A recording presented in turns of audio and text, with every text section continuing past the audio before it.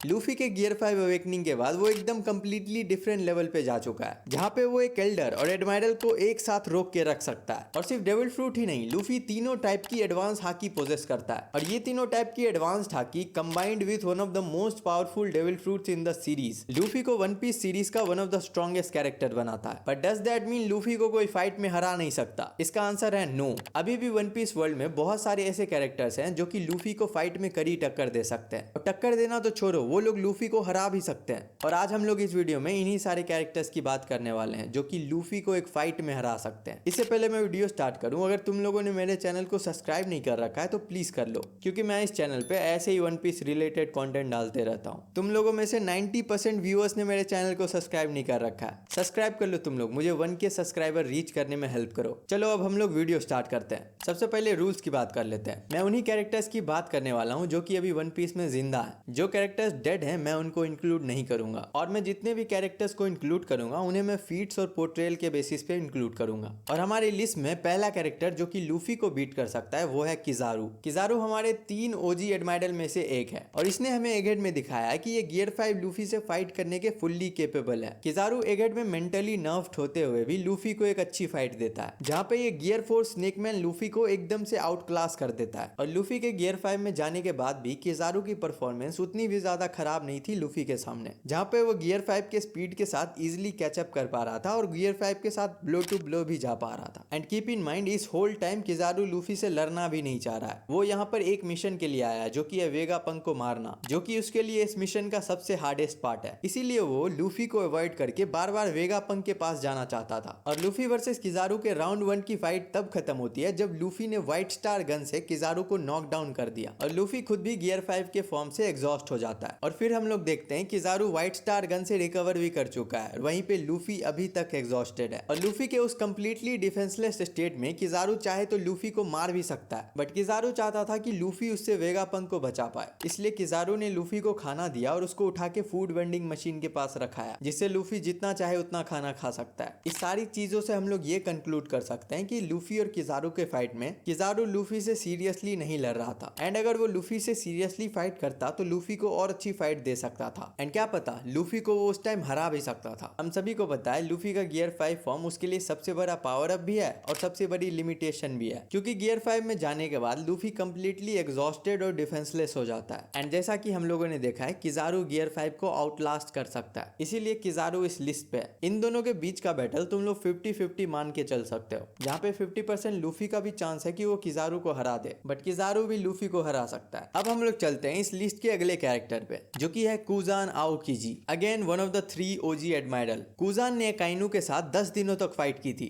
और तुम लोग सेफली एज्यूम कर सकते हो कि कुजान और अकाइनू के इस फाइट में दोनों ही और भी ज्यादा स्ट्रॉन्ग हुए हैं। हमें पहले से ही पता है कि इंटेंस फाइट के दौरान वन पीस कैरेक्टर्स और भी ज्यादा स्ट्रॉन्ग हो जाते हैं। इंटेंस फाइट के दौरान उन लोगों की हाकी ब्लूम हो सकती है, और इसी चीज के कारण हम लोग ये एज्यूम कर सकते हैं कि कुजान और अकाइनू जो कि 10 दिनों तक फाइट कर रहे थे, वो दोनों ही और भी ज्यादा स्ट्रॉन्ग बन गए आफ्टर द फाइट। एंड कुजान वही बंदा है जिसने ब्लैक बियर्ड के आधे क्रू को एक साथ फ्रीज कर दिया था। और फिर हम लोगों ने कुजान की गाप के साथ फाइट में देखा कि कुजान गाप जैसे मॉन्स्टर के साथ लड़ने के भी केपेबल है। इसी फाइट के बीच में हमें यह भी पता चला कि कुजान ऑलमोस्ट गाप के लेवल की पंचिंग पावर पोजेस करता है। तुम लोग बिल्कुल भी सरप्राइज नहीं होना अगर ये बंदा आगे जाके कोबी जैसे गैलेक्सी पंचेस यूज कर पाए, क्योंकि ये बंदा कोबी से पहले गाप का स्टूडेंट था, और गाप के हाचिनोसु पे डिफीट होने में सबसे बड़ा हाथ इसी का था, क्योंकि पूरे आइलैंड पे यही एक ऐसा बंदा था जो कि गाप को फाइटिंग में एंगेज करके रख सकता था। और अंत में गाप को हराया भी इसी ने। ये अपने डेविल फ्रूट को भी बहुत अच्छे से यूज करना जानता है, जहाँ पे कमांडर लेवल फाइटर को तो ये डायरेक्टली फ्रीज ही कर देता है। और इसका इंड्योरेंस का feet one of the best है पूरी सीरीज में, जहाँ पे ये 10 दिनों तक अकाइनू जैसे बंदे के सामने फाइट कर सकता है। ओवरऑल देखा जाए तो कुजान एक बहुत ज्यादा कंप्लीट फाइटर है, और यही चीज इसको इतना ज्यादा स्ट्रॉन्ग बनाती है। फ्यूचर में इसको कॉन्करर हाकी भी मिल सकती है, but I am not sure. और ये सब चीज देखने के बाद हम लोग इजिली डिसाइड कर सकते हैं कि Kuzan is one of those guys जो कि लूफी को अच्छी टक्कर दे सकता है, और इवन लूफी को हरा भी सकता है। इसके जीतने के चांसेस मुझे किजारू से थोड़ा ज्यादा लग रहा है, बट कुजान और लूफी का बैटल अभी किसी भी डायरेक्शन में जा सकता है। नेक्स्ट कैरेक्टर जो कि हमारे लिस्ट पे आ रहा है वो है ब्लैक बियर्ड, जो कि लूफी का फ्यूचर अपोनेंट है, और इन दोनों के बीच की फाइट आज नहीं तो कल होने ही वाली है। ब्लैक बियर्ड 2 बहुत ही ज्यादा ओपी डेविल फ्रूट पोजेस करता है। एक तो यामी यामी नोमी, जो कि इसे डेविल फ्रूट यूजर्स की बॉडी को अपनी तरफ खींचने देता है, और जब ये किसी डेविल फ्रूट यूजर को टच कर रहा है तो वो अपनी पावर्स यूज नहीं कर सकता है। और सेकंड है गुरा गुरा नुमी, जो कि व्हाइट बियर्ड का फ्रूट है और इसके बारे में तो सबको पता ही होगा। अब ब्लैक बियर्ड इस लिस्ट में क्यों है वो मुझे ज्यादा एक्सप्लेन करने की जरूरत नहीं होनी चाहिए, क्योंकि इसका पोर्ट्रेयल एकदम नेक्स्ट लेवल पे है। और रिसेंटली तो ये भी रिवील हुआ है कि ये रॉक्स का अपना बायोलॉजिकल सन है, इसलिए ब्लैक बियर्ड बहुत ज्यादा स्ट्रॉन्ग होने वाला है। अभी तक हम लोगों ने ब्लैक बियर्ड से कोई एडवांस हाकी तो नहीं देखी है, बट ब्लैक बियर्ड का 2 डेविल फ्रूट का सेटअप जो है वो इसको बहुत ज्यादा स्ट्रॉन्ग बनाता है, क्योंकि ये डेविल फ्रूट यूजर्स की एबिलिटी को एकदम कंप्लीटली शट डाउन कर सकता है। और एट द सेम टाइम ये खुद भी एक ऐसा डेविल फ्रूट यूज कर सकता है जिसकी अटैक पावर बहुत ज्यादा डिस्ट्रक्टिव है। और हमें पहले से ही पता है कि लूफी बहुत ज्यादा हेविली रिलाई करता है अपने डेविल फ्रूट पे फाइटिंग के लिए। हाँ, लूफी हाकी भी यूज करके लड़ सकता है अपने बेस फॉर्म में, बट वो अपने बेस फॉर्म में गियर 4 और गियर 5 जितना स्ट्रॉन्ग नहीं है, और इस चीज का फायदा ब्लैक बियर्ड उठा सकता है। 2 ओपी डेविल फ्रूट के अलावा ब्लैक बियर्ड बहुत ज्यादा ड्यूरेबल भी है, बट भले ही ये कुछ कुछ मोमेंट्स पे तुम लोगों को वीक लगे, ब्लैक बियर्ड फाइटिंग में भी बहुत ज्यादा केपेबल है। और तुम लोग इसको वीक समझने की गलती बिल्कुल भी मत करना। और इसी सब चीज के कारण ब्लैक बियर्ड लूफी को भी एक अच्छी फाइट दे सकता है और इवन लूफी को हरा भी सकता है, और ये अब से और भी ज्यादा स्ट्रॉन्गर बनते जाएगा, इसीलिए ब्लैक बियर्ड इस लिस्ट पे है। अगला जो कैरेक्टर है वो कोई सिंगल कैरेक्टर नहीं है, वो एक ग्रुप ऑफ कैरेक्टर है। I am talking about 5 elders. और ये जो 5 एल्डर्स हैं वो ईमू के 5 सबसे ज्यादा स्ट्रॉन्गेस्ट सोल्जर्स हैं, और ये पांचों ही एल्डर्स एक मिथिकल क्रीचर का फॉर्म पोजेस करते हैं। अभी तक तो हमें ये पता नहीं चला है कि इनकी पावर्स जो है डेविल फ्रूट के कारण आती है या फिर ईमू ने इन्हें ये पावर दी है। वैसे इनके पावर्स जो है वो जोन फ्रूट के एकदम सिमिलर है, क्योंकि ये लोग अपने जोन फॉर्म में भी ट्रांसफॉर्मेशंस कर पा रहे हैं। सैटर्न के भी हमने 2 फॉर्म्स देखे, जिसमें से शायद एक उसका हाइब्रिड फॉर्म होगा और एक उसका फुल जोन फॉर्म, और हमने नुसजुरो को भी उसके बाकोत्सु वाले फॉर्म का हाइब्रिड वर्जन यूज करते हुए देखा है। बट इनकी कुछ कुछ ऐसी भी एबिलिटीज हैं जिसको देख के ये लगता है कि ये फ्रूट से एबिलिटीज नहीं आई हैं। जैसे कि ये पांचों एल्डर्स और ईमू टेलीपैथिकली एक दूसरे से बात कर सकते हैं, और ये लोग कैसा भी डैमेज ले लें ये लोग अपनी बॉडी को फिर से रीजनरेट कर सकते हैं। पर्सनली मुझे ये लगता है कि ये पांचों एल्डर्स ने जोन टाइप डेविल फ्रूट खा रखा है, और इनकी जो ये रीजनरेशन और टेलीपैथिकली एक दूसरे से बात करने वाली एबिलिटी है वो इन्हें ईमू से मिली है। एबिलिटीज चाहे इनकी डेविल फ्रूट से आए या फिर ईमू से, लेकिन एक चीज कंफर्म्ड है, ये लोग बहुत ज्यादा स्ट्रॉन्ग है। एंड आई थिंक ये पांचों एल्डर्स कॉन्करर हाकी पोजेस करते हैं, और तुम लोग इनको डेविल फ्रूट, कॉन्करर हाकी और इनके रीजनरेशन को कंबाइन कर दो तो ये लोग टॉप टियर फाइटर बन जाते हैं। और एगेट में हम लोगों को इनके पावर्स की बस थोड़ी सी झलक दिखी है। अब बहुत लोग इस चीज पे एग्री नहीं करेंगे, क्योंकि लूफी का परफॉर्मेंस इन लोगों के सामने अच्छा था। एगेट पे लूफी कंफर्टेबली इन लोगों से फाइट कर पा रहा था, बट इन लोगों को वीक कहने से पहले तुम्हें थोड़ा कॉन्टेक्स्ट समझना पड़ेगा। सैटर्न ने 5 एल्डर्स को एगेट पे इसलिए समन किया था क्योंकि वो लोग नहीं चाहते थे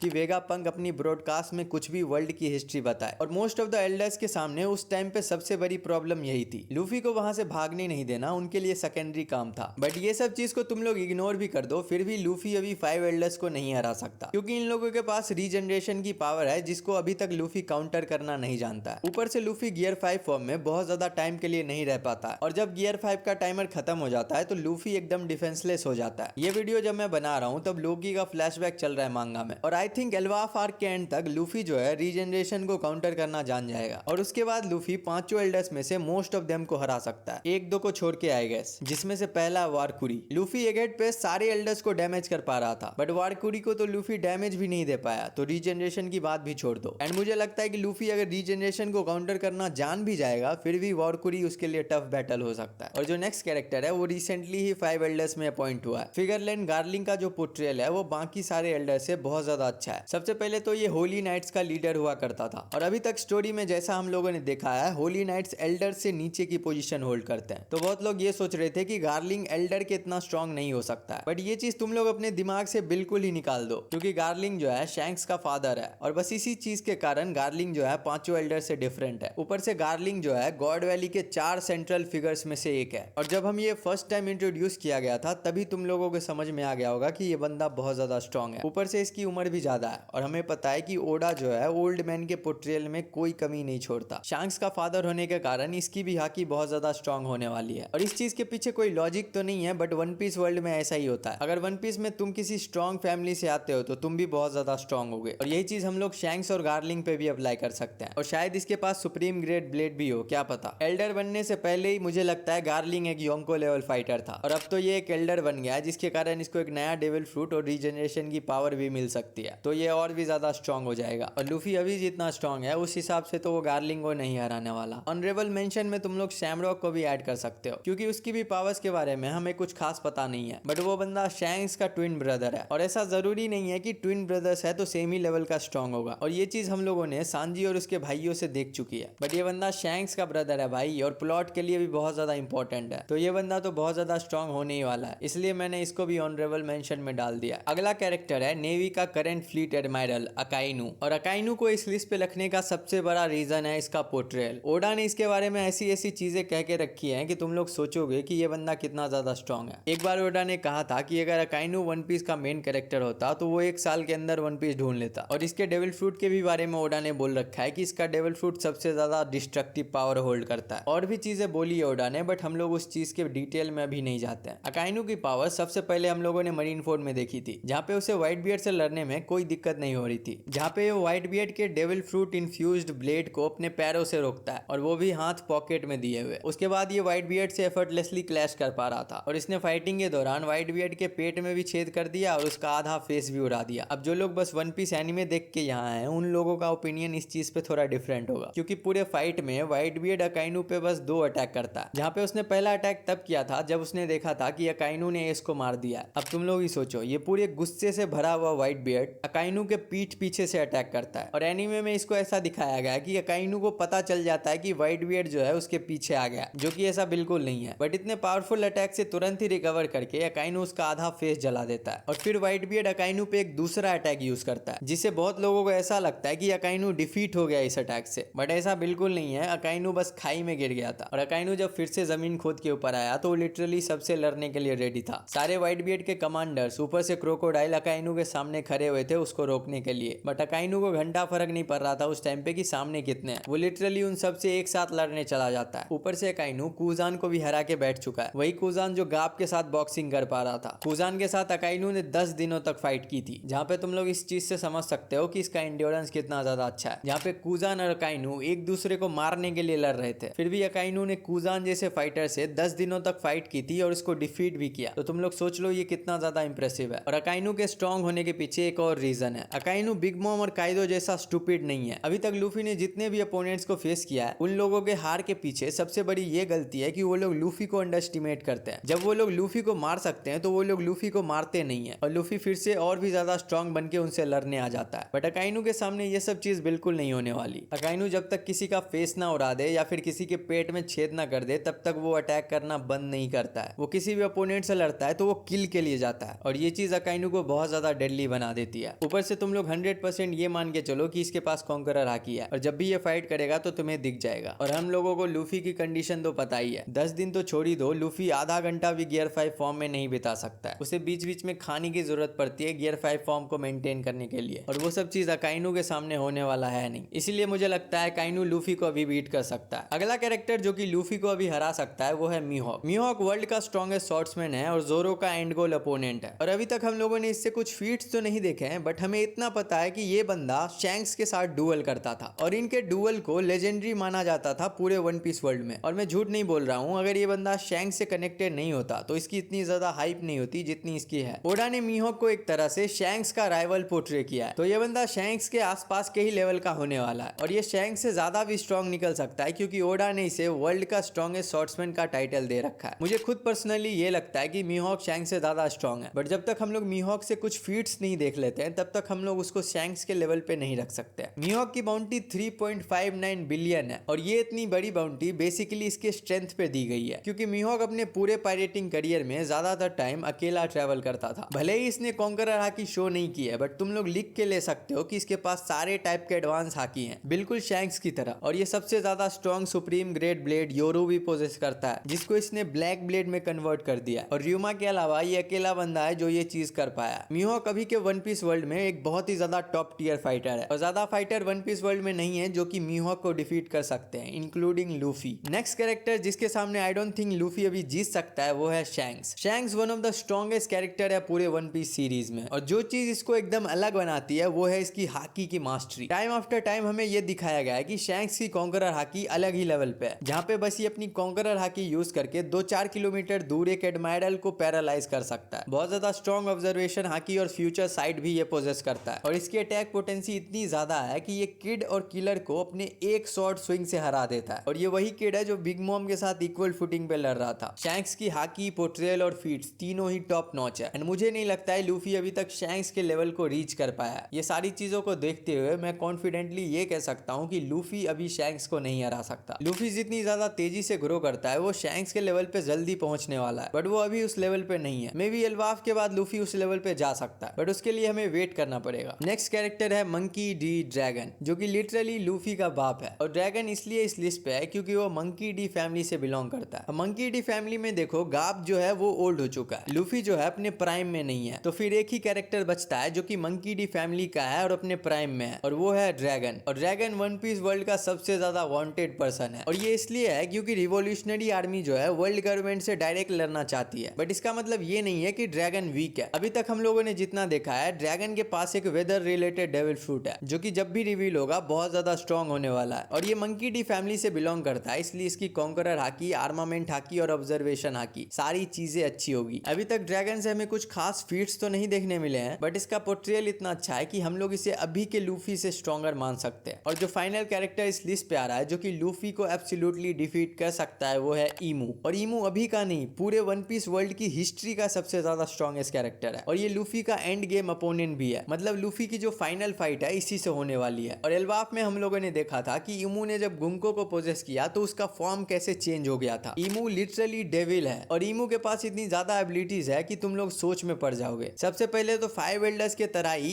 ईमू के पास भी एक डेविल फॉर्म है जिसका हम लोगों ने अभी तक सिलोएट ही देखा है, और उस फॉर्म से रिलेटेड उसके पास कितनी सारी एबिलिटीज होगी वो भी तुम जोड़ सकते हो। ऊपर से रीजनरेशन और टेलीपैथी और इंस्टेंट ट्रांसपोर्टेशन भी, क्योंकि गोरो से कहीं भी सर्कल बना के समन कर सकते हैं, तो ईमू भी एक जगह से कहीं भी ट्रांसपोर्ट कर सकता है या कर सकती है। ऊपर से ईमू दूसरे लोगों की बॉडी को पोजेस कर सकता है जैसा कि हम लोगों ने गुंको के साथ देखा। और अभी तो और भी एबिलिटीज हैं जैसे कि ब्लैक मैजिक। ईमू एक ब्लैक मैजिक का बुक यूज करता है जिससे वो कोई भी वेपन्स या कुछ भी समन कर सकता है। और एक एबिलिटी जो कि ईमू के पास है उससे वो किसी भी पर्सन के लाइफ स्पैन के बदले उसको डिमोनिक पावर दे सकता है, जैसा कि इसने डोरी और ब्रॉगी के साथ किया। और इस एबिलिटी का नाम डोमी डिवर्सी है। और जो सबसे डरावनी बात यह है कि हमें एक्चुअली में पता नहीं है कि इसकी लिमिट क्या है, मतलब ये कितने ज्यादा स्ट्रॉन्ग फाइटर पे डोमी डिवर्सी यूज कर सकता है, क्योंकि जायंट्स लोग वीक नहीं है फिर भी उसने उन लोगों को डीमन में कन्वर्ट कर दिया। लूफी की बात तो छोड़ ही दो, मुझे ऐसा लगता है पूरे वन पीस वर्ल्ड में भी कोई ऐसा पर्सन नहीं है जो कि ईमू को हरा सकता है। एंड आई थिंक ईमू को लूफी ही हराने वाला है जो कि बहुत ज्यादा पावर अप के साथ ईमू के लेवल तक जा सकता है, और तब का तब देखेंगे। फाइनली इस वीडियो को हम लोग यहीं एंड करते हैं। अगर तुम्हें वीडियो पसंद आई हो तो वीडियो को लाइक करो और मेरे चैनल को जल्दी से जल्दी सब्सक्राइब कर लो, क्योंकि 1000 सब्सक्राइबर पूरे होने में बस 300 की कमी है। तुम्ही लोग के सपोर्ट के कारण मैं 700 सब्सक्राइबर तक पहुंच पाया हूँ, तो 300 जो बचे हैं वो भी कर ही दो। फर्स्ट माइलस्टोन हो जाएगा हमारे चैनल का ये। 1000 सब्सक्राइबर अगर मेरे कंप्लीट हो गए तो मुझे मेरे वीडियो के पैसे मिलने शुरू हो जाएंगे। कर लो तुम लोग। See you in the next one.